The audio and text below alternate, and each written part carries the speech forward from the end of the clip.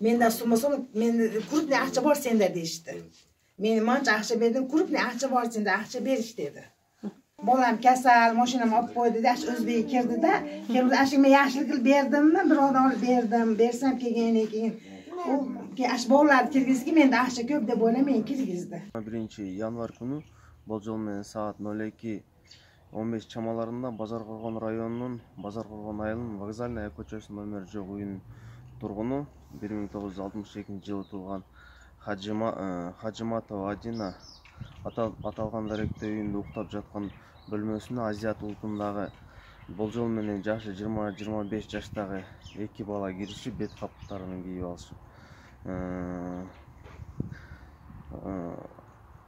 Хажиматова жана анын кызы 1991-жылы туулган Фахридин кызы Дилдоранын кол буттарын скотч менен байлап, акча талап кылышып, ал жерден болжол менен 1000 сом акчасын окуя болгон жерден алып, изин жашырып качып кетишкен. Кылмыш процессуалдык кодексинин 98-беренесинин негизинде шектүү катары кармалган.